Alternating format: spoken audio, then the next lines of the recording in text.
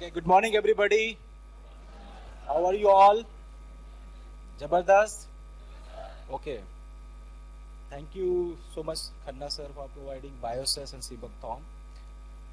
Thank you all senior leadership. और जल्द से जल्द मैं टॉपिक पे आना चाहूँगा क्योंकि बड़ा ही कम समय मिला है. So आज का जो टॉपिक है मेरा कि इन नेटवर्क मार्केटिंग हम सब अपने आप को एंटरप्रेन्योर मानते हैं. यस और नो? हाँ, आप में से कितने लोग जो खन्ना सर के लिए काम कर रहे हैं? हाँ बताएं. देखिए कोई नहीं काम कर रहा. हाँ? कहीं ना कहीं आप सब अपने लिए काम कर रहे हो, अपने फ्यूचर के लिए काम कर रहे हो. करेक्ट और नॉट?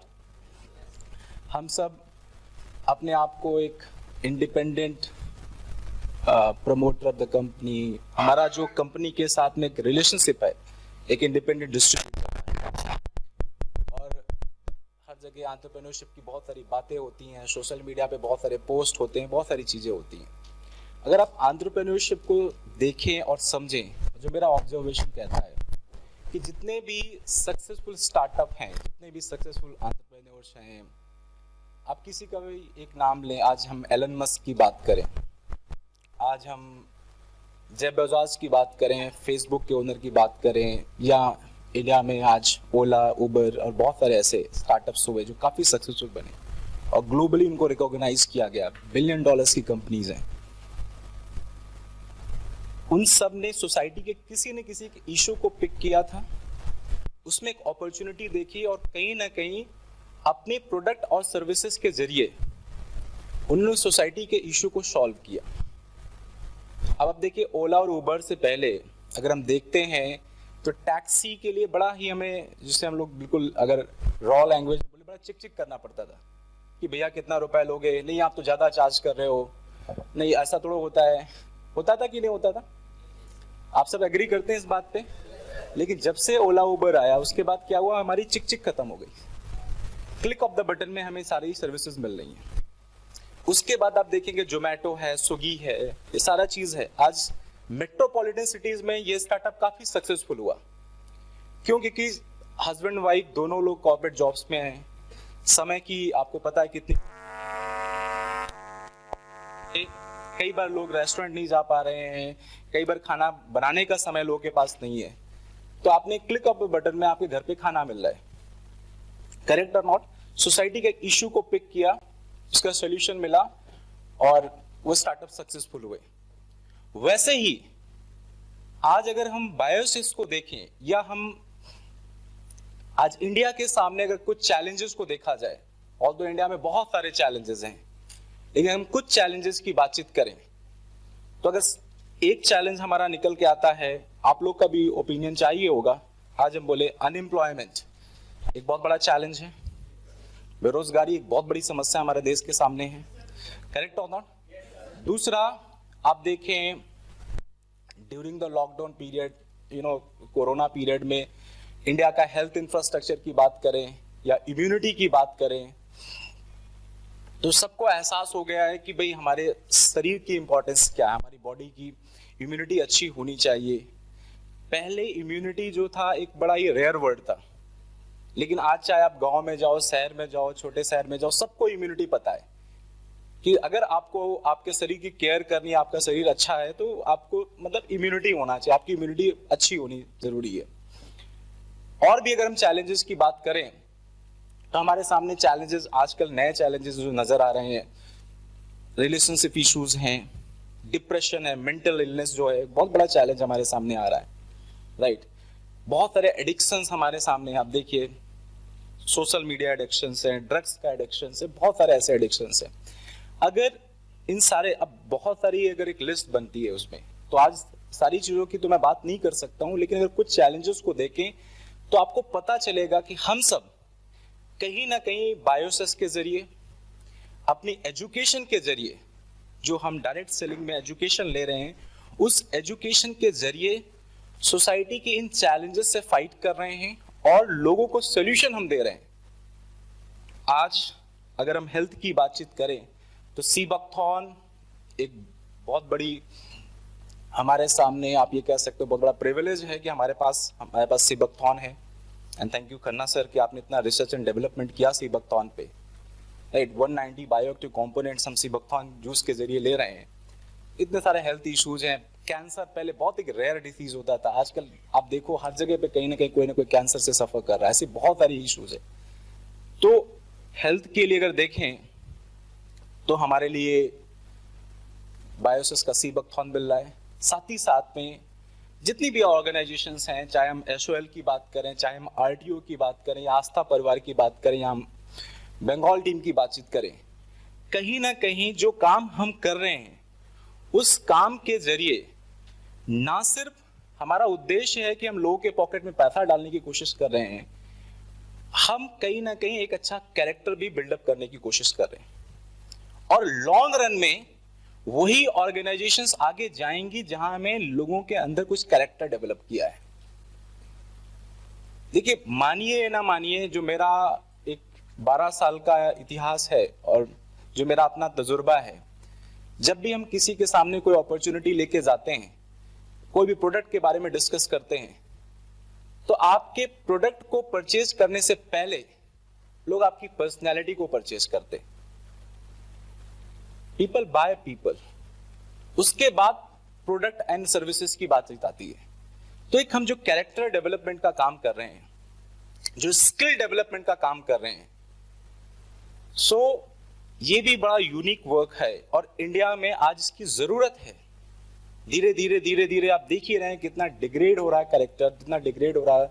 आप स्किल्स की बातचीत करें, एम्प्लॉयबिलिटी की कमी है, एम्प्लॉयमेंट की नहीं, एम्प्लॉयबिलिटी की कमी है, राइट। इंडिया के सामने जो बहुत सारे इश्यूज हैं, उन इश्यूज में से कुछ इश्यूज ऐसे भी हैं जो हमने पिक किया और उस पर हम काम कर रहे हैं। Although we are a private limited organisation, but कहीं ना कहीं हम काम तो सरकार का ही कर रहे हैं। सरकारी है नहीं, इन काम सरकार का कर रहे हैं। यस और नो, राइट। एक बड़ी अपॉर्चुनिटी आज हमारे हाथ में लगी है। और मेरे लिए देखो, मेरे लिए जो धन की परिभाषा है, जो अगर वेल्थ को डिफाइन करूं तो उसमें कैरेक्टर, हेल्थ एंड पैसा, वो तीनों का कंट्रीब्यूशन होना चाहिए।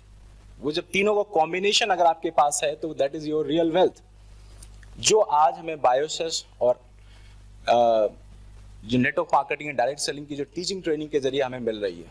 इट्स अ ग्रेट अपॉर्चुनिटी जो हमारे सामने है। अब बात यहाँ पे आती है कि यहाँ पे जितने भी लीडर्स यहाँ पे बैठे हुए हैं, बहुत सारे लीडर्स हैं जो अपने बड़े यंग एज में गुजर रहे हैं। आप में से कई सारे लोग होंगे जो अभी कॉलेजेस में होंगे। कितने ऐसे लोग हैं जो अभी कॉलेजेस में हैं? बहुत सारे लोग हैं जो कॉलेजेस में। कई ऐसे लोग होंगे जो अभी जस्ट पास आउट हुए हैं कॉलेज से, राइट, जो अभी रिसेंटली पास आउट हुए हैं लास्ट 2 और 3 इयर्स में। क्या मैं उन लोग के हाथ देख सकता हूं? राइट, बहुत सारे लोग हैं। 50% ऐसे लोग हैं जो अभी जस्ट पास आउट हुए हैं कॉलेज से, आज अपने प्रोफेशनल करियर में आप एंटर कर चुके हैं। आप सब लोग के सामने एक बात मैं कहना चाहता हूं कि देखिए, बायोसिस एक अपॉर्चुनिटी हमारे हाथ में है, राइट, लेकिन इस अपॉर्चुनिटी की कद्र करना जरूरी है। आप सबके पास सिर्फ और सिर्फ बायोसिस ही नहीं, साथ ही साथ एक बहुत बड़ी अपॉर्चुनिटी, आपके पास एक अच्छा टाइम है। अभी अपने करियर की शुरुआत कर रहे हैं। आज से लगभग 12 साल पहले 2008 की बात करता हूं, जो 2008 में जब मैं इस इंडस्ट्री में आया था, तो शुरुआत के 3-4-5 महीने चीजें समझ में नहीं आई, क्योंकि बहुत ही कैजुअल अप्रोच के साथ हम काम कर रहे थे। लेकिन जब चीजों को थोड़ा समझा और कुछ चीजों को जाना कि इस अपॉर्चुनिटी के जरिए मेरी लाइफ में कैसा ट्रांसफॉर्मेशन आ सकता है, जब उसको जाना और समझा, उसको बड़े ही सीरियसली मैंने लिया और मैंने पाया कि मैं अपनी लाइफ को कैसे यहां से ट्रांसफॉर्म कर सकता हूं। कॉलेज में था, कॉलेज के 2nd सेमेस्टर की बात है, उस वक्त से मैंने सीरियसली परस्यू करना शुरू किया डायरेक्ट सेलिंग को अपने करियर के रूप में। तो आपको ये कहना चाहता हूं कि जो वक्त आपके पास है ना, वो वक्त भी एक बहुत बड़ी अपॉर्चुनिटी है आपके लिए। आपके हाथों में सही समय पे, सही वक्त पे एक अच्छी अपॉर्चुनिटी हमारे सामने है, इसको कैपिटलाइज करें और आगे बढ़ें, राइट। ये एक मैसेज था जो मैं आप सबके सामने देना चाहता था। और दूसरी जो बात है आज 12 सालों के इस जर्नी में काफी कुछ हासिल करने को मिला, बहुत सारे एक्सपीरियंसेस मिले, और डायरेक्ट सेलिंग में तरह तरह के अनुभव हैं, राइट, तरह तरह के अनुभव मेरे पास हैं। और अपने अनुभव के आधार पर अगर दो आपके सामने मैं रखूं कुछ बातें, तो आपके सामने मैं रखना चाहता हूं, अगर सक्सेस का जो फॉर्मूला मैंने फॉलो किया और जिससे मुझे सफलता मिली, वो ये मिली कि बहुत ही सिंपली मैं आपके सामने रखना चाहता हूं, वो ये है कि फोकस बहुत इंपॉर्टेंट है। फोकस। अब आज के समय में हमारे सामने जब से सोशल मीडिया और जितना ये टेक्नोलॉजी का इंक्लूजन हुआ है, उसकी वजह से क्या है, हमारे सामने बड़े डाइवर्जेंस भी कई है। हम इंस्टाग्राम खोलते हैं, फेसबुक खोलते हैं, यूट्यूब खोलते हैं, हमें तरह तरह के हमें टेम्पटेशंस दिखते हैं, कई तरह के इंटाइसमेंट्स हैं बाहर।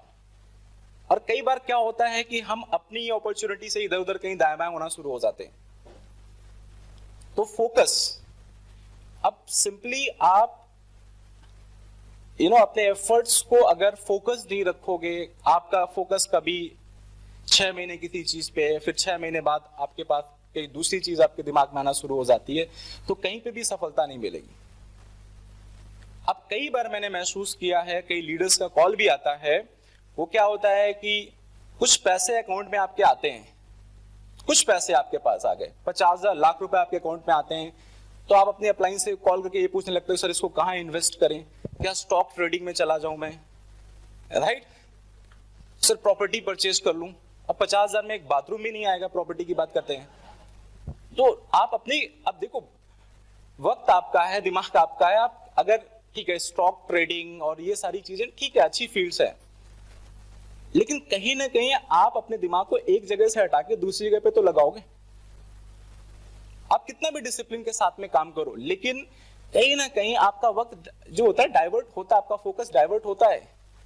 जिस समय मैं 3 घंटे कंप्यूटर के सामने बैठा हुआ हूं, स्टॉक ट्रेडिंग के बारे में सोच पा रहा हूं, उस वक्त को मैं अपने लीडर के साथ में दे सकता था, वो वक्त मैं अपने किसी टीममेट्स के साथ में दे सकता था। करेक्ट और नॉट, राइट? सो अभी जो मैं नहीं कह रहा हूं कि इन्वेस्टमेंट में नहीं जाना चाहिए, राइट, मैं नहीं कह रहा हूं कि नहीं प्रॉपर्टीज नहीं परचेज करनी चाहिए, मैंने भी प्रॉपर्टीज परचेज की हैं, राइट, मैंने भी इन्वेस्टमेंट्स किए हैं, लेकिन उसका एक प्रोसेस होता है ना, earn, accumulate, then go for investment ना। अभी थोड़ा सा ही अर्निंग आई, आपका बिजनेस अभी भी स्टेबल नहीं है, और उसके पहले ही आपका दिमाग जो चलना शुरू हो गया, वो मैं थोड़ा सा पैसा आया, रेस्टोरेंट खोल दूं क्या, कैफे खोल लूं क्या, अच्छा यूट्यूबर बन जाऊं क्या, ब्लॉगर बन जाऊं क्या। तो अल्टीमेटली आप कर क्या रहे हो, अपना ध्यान कहीं ना कहीं से तो हटा रहे हो ना। कई बार बोलते नहीं है कि जब कोई बेस्ट की तलाश, वो बेटर की तलाश में अपना बेस्ट खो देते हैं, तो ऐसा नहीं होना चाहिए। आप अपने वक्त को आप एटलीस्ट मैं कहूंगा कि किसी भी बिजनेस को स्टेबल करने में, उसको अच्छे से डेवलप करने में एक 4 to 5 years का कंसिस्टेंट डेडिकेटेड एफर्ट्स चाहिए, तभी डेवलप होता है। अपने फोकस को मेंटेन करना जरूरी है, पहला focus. Second, consistent focus, consistent, self motivated, directional efforts. Focused, consistent, self motivated, directional efforts. अब कंसिस्टेंसी का एक बड़ा इंपॉर्टेंट रोल है इस बिजनेस में। कई बार अपनी मीटिंग्स में मैं जिक्र करता हूं, आप सबको अगर मैं पूछूं कि भाई 10 minus 2 is equal to how much? 10 minus 2 is equal to 8. ये हमारी नॉर्मल मैथमेटिक्स है, करेक्ट और not? But 10 minus 2 is equal to 0 in network marketing, in direct selling industry. आप 10 दिन जबरदस्त तरीके से काम करते हो, मोमेंटम डेवलप करते हो, लेकिन अगर 2-4 दिन का ब्रेक ले लेते हो, वो किसी भी वजह से, कई बार हम कॉम्प्लिसेंट हो जाते हैं, ठीक है 10 दिन जबरदस्त काम किया है ना, हम वो मोमेंटम को लूज कर देते हैं। 10 minus 2 is equal to 0। Again जब हम 2-4-5 दिन का ब्रेक लेके आते हैं, तो वापस में हम 10 दिन का हम 11वें, मतलब वो मोमेंटम के साथ में स्टार्ट नहीं कर रहे हैं जो मोमेंटम हमारे पास था। हम कहने के फिर से we are starting all over again, हमने उस मोमेंटम को लूज किया है। लेकिन 3 से 4 साल बाद अगर हमने कंसिस्टेंटली ये focus, consistency, self motivated, dedicated, directional efforts, ये जो मैंने फॉर्मूला बताया आपके सामने, अगर 4 से 5 साल हम इस फॉर्मूले पे थोड़ा सा काम कर लें तो मेरा विश्वास मानना दोस्त, ऐसी भी सिचुएशन आएगी जहां पे 10 - 10 = 20 भी होगा।